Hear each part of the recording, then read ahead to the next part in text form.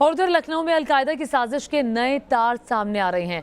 आज इस मामले में एटीएस ने शकील नाम के ई रिक्शा चालक को गिरफ्तार किया। तो वहीं लखनऊ में जब मीडिया कर्मियों ने शकील के मोहल्ले में कदम रखा तो वहां भीड़ ने मीडिया कर्मियों पर हमला कर दिया। मीडिया कर्मियों को कवरेज करने से रोका गया। इलाके के लोगों ने मीडिया कर्मियों के कैमरे तोड़ दिए। उधर अलकायदा आतंकियों से पूछताछ में नया खुलासा हुआ है। वारदात के लिए ई रिक्शा का इस्तेमाल किया जाना था। इसके लिए मिन्हाज ने मशरुद्दीन को जिम्मेदारी सौंपी थी। इतना ही नहीं, कुकर बम को ई रिक्शा में फिक्स करके तबाही मचाने का प्लान था।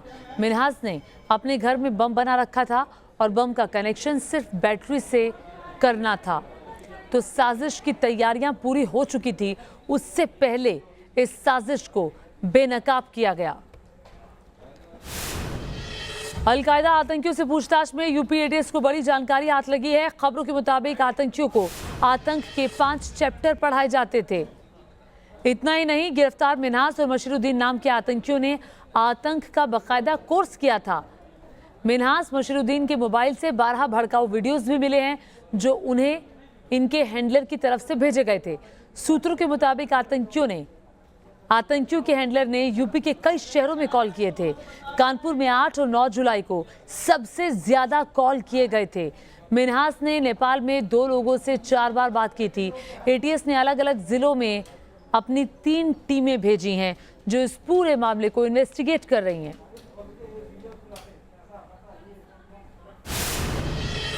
उधर अलकायदा आतंकियों से एटीएस की पूछताछ में नया खुलासा हुआ है। सूत्रों के मुताबिक आतंकियों का हैंडलर उमर हलमंडी पिछले साल कानपुर गया था। ज्यादा जानकारी दे रहे हैं न्यूज नेशन संवाददाता अमित सिंह। लखनऊ में पकड़े गए अलकायदा के दोनों आतंकवादियों को रिमांड पर लेने के बाद पूछताछ में लगातार कई खुलासे हो रहे हैं। जिस तरह से ये बात सामने आई कि इन दोनों आतंकवादियों के कानपुर कनेक्शन थे, उसके बाद अब ये एक बड़ा खुलासा हुआ है सूत्रों के मुताबिक कि इन दोनों आतंकवादियों का जो हैंडलर था उमर हलमंडी, वो पिछले साल कानपुर भी आया था। कानपुर आने के बाद उसने कई यहाँ पर मीटिंग्स की थी और यहाँ का माहौल देखकर उसने ये निर्देश दिया था इन आतंकवादियों को कि जो अपना जो दायरा है वो उसको यहाँ पर बढ़ाए और कानपुर में लगातार लोगों को तैयार करे जो कि इस तरह की आतंकी गतिविधियों में उनका साथ दे सके। इतना ही नहीं, सूत्र ने इस बात का भी खुलासा किया है कि हलमंडी कानपुर के बाद बनारस, लखनऊ, प्रयागराज समेत तमाम ऐसे शहर थे जहां पर उसने दौरा किया था और लगातार लोगों से मीटिंग्स की थी। इस खुलासे के बाद जो सुरक्षा एजेंसियां हैं वो और चौकन्नी हो गई हैं और लगातार कानपुर में जो एटीएस की टीम कैंपिंग कर रही है वो लगातार दबिश दे रही है। सूत्र बताते हैं कि कानपुर के पनकी इलाके में गंगागंज एक जगह है, वहां पर कुछ महिलाओं के भी इन आतंकियों से संपर्क होने की सूचना मिली है, जिसके बाद वहां पर दबिश दी गई, लेकिन वो महिलाएं मौके से फरार हो गईं। लगातार इन आतंकियों के कनेक्शन को लेकर कानपुर में जांच चल रही है। एक बिल्डर का नाम सामने आया था, उसके बाद उन लोगों को भी एटीएस ने दबोचा था जिन लोगों पर यह आरोप है कि इन लोगों ने इन आतंकियों को यहाँ से मोबाइल और प्री एक्टिवेटेड सिम भी प्रोवाइड कराए थे, जिसके बाद आतंकी इस मोबाइल से लगातार बातचीत कर रहे थे। तमाम रोज नए खुलासे हो रहे हैं, लेकिन इन आतंकियों के हैंडलर के कानपुर में आने और कई शहरों में जाने के बाद सुरक्षा एजेंसियां और चौकन्नी हो गई हैं और इस दिशा में लगातार जांच कर रही हैं। वीडियो जर्नलिस्ट पुनीत पांडे के साथ अमित सिंह, न्यूज नेशन, कानपुर। और इस वक्त एक और बड़ी खबर आ रही है। लखनऊ से गिरफ्तार अलकायदा आतंकियों से जुड़ी हुई बड़ी खबर। आतंकियों की डायरी में बेहद अहम सुराग मिले हैं। मिन्हाज के पास से बरामद डायरी में कोडवर्ड और लेन देन संपर्कों की जानकारियां हासिल हुई हैं। Diode, triode, electrode, ball, fuse, MCB जैसे कई वर्ड्स हैं जो कोडवर्ड माने जा रहे हैं। इसका मतलब जानने में जुटी हुई हैं एजेंसियां। डायरी को जलाने की कोशिश भी की गई थी। डायरी में तौहीद और मूसा का भी जिक्र है जिनसे मिन्हाज टेलीग्राम के जरिए संपर्क में था। कश्मीर के रहने वाले तौहीद के खाते में मिन्हाज ने पैसे डाले थे। लखनऊ के एक जन सेवा केंद्र से ये पैसे भेजे गए थे। डायरी के मुताबिक मिन्हाज ने लखनऊ के शकील के जरिए कानपुर के एक युवक से एक देसी पिस्टल भी खरीदी थी। और इसी पर बातचीत करने के लिए अनिल यादव लखनऊ से हमारे संवाददाता, हमारे सहयोगी जुड़ गए हैं। साथ ही अमित सिंह कानपुर से हमारे साथ जुड़ गए हैं। सबसे पहले अनिल, आपके पास आते हुए क्या जानकारी मिली है शकील नाम के जिस शख्स को पकड़ा गया है, जहां पर मीडिया कर्मी भी पहुंचे, वहां पर भी काफी ज्यादा हो हल्ला हंगामा हुआ, मीडिया कर्मियों को रिपोर्टिंग करने से रोका गया। ये शकील आखिर किस तरह से इसके तार इन अलकायदा आतंकियों से जुड़ते हैं?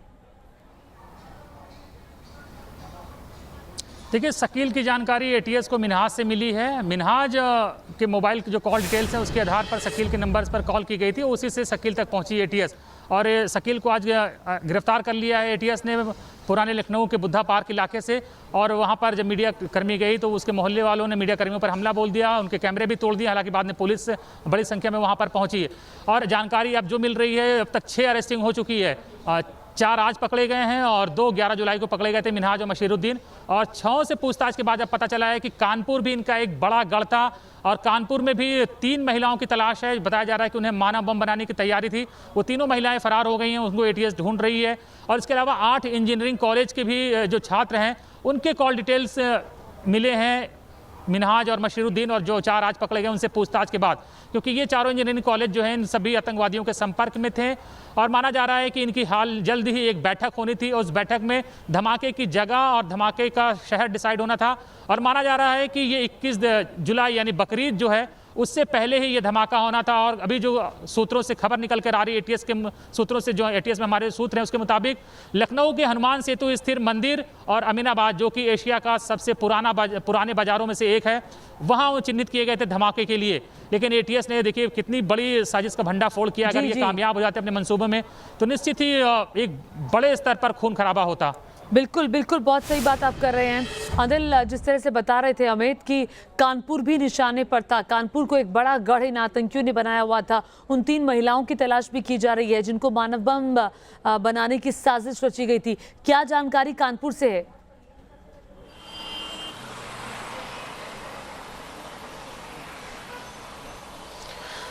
बिल्कुल ज्योति, हमारे सहयोगी ने जिस तरह बताया, जब आज इस बात का खुलासा हुआ कि कुछ महिलाएं भी इस नेटवर्क में शामिल थी, उसके बाद जो पनकी का इलाका है वहां पर गंगागंज है, गंगागंज में एटीएस की टीम जब वहां पर पहुंची थी अपने दल बल के साथ, लेकिन उन महिलाओं को पहले से जानकारी हो गई थी, लो प्रोफाइल ये महिलाएं हैं। और जब उमर हल मंडी जब पिछले साल यहां पर आया था तो इन महिलाओं से बाकायदा उसने मुलाकात की थी। आर्थिक रूप से थोड़ा कमजोर ये महिलाएं हैं, इसलिए शायद किसी लालचवश वो इसमें शामिल हो गई थी, लेकिन मौके का फायदा उठाकर वो फरार हो गई। उनके मोबाइल्स बंद हैं, लेकिन लगातार जो टीमें हैं एटीएस की वो छापेमारी कर रही हैं। चूंकि जो पनकी इलाका है वो लखनऊ कानपुर हाईवे के किनारे पड़ता है, इसलिए हाईवे के फायदा उठाकर हो सकता है वो महिलाएं शहर से बाहर चली गई हैं, लेकिन सभी को अलर्ट पर रख दिया गया है। लेकिन जिस तरह इंजीनियरिंग छात्र सामने आ रहे हैं, महिलाएं सामने आ रही हैं, जो लईक और अफाक नाम के 2 शख्स का जिक्र आया कि उनको गिरफ्तार किया गया। उनमें से लईक के बारे में ये जानकारी मिली कि ये असलहा सप्लायर था और इसके पहले भी अवैध असलहों को बेचने के चलते वो जेल जा चुका है। उसी ने मिन्हाज और मशीरुद्दीन को बाकायदा असलहा प्रोवाइड कराए थे। यहाँ पर जो अफाक नाम का व्यक्ति है, ये बताया जा रहा है कि उसने रहमानी मार्केट, जो कि कानपुर का एक बड़ा मोबाइल मार्केट है, बाकायदा वहां से प्री एक्टिवेटेड सिम और मोबाइल ये कनेक्शन इनको दिलवाए थे, जिसके बाद इसी मोबाइल को सर्विलांस पर डालने के बाद इन लोग को पकड़ा जा सका। तो एक बड़ी साजिश है, कानपुर एक बड़ा घर है और कुछ ना कुछ कहीं ना कहीं सेफ जोन बनता जा रहा है ऐसे आतंकवादियों के। बिल्कुल, यूपी को दिलाने की साजिश इन आतंकियों की थी, जिसे बेनकाब किया एटीएस ने और लगातार छापेमारी अभी भी जारी है। कई लोगों को पकड़ा गया है। अनिल बता रहे थे 4 लोगों को आज पकड़ा गया, उससे पहले 2 लोगों को लखनऊ से गिरफ्तार किया गया था। बहुत बहुत शुक्रिया अमित इस तमाम जानकारी के लिए। अनिल, आपका भी बहुत बहुत शुक्रिया लखनऊ से जुड़ने के लिए।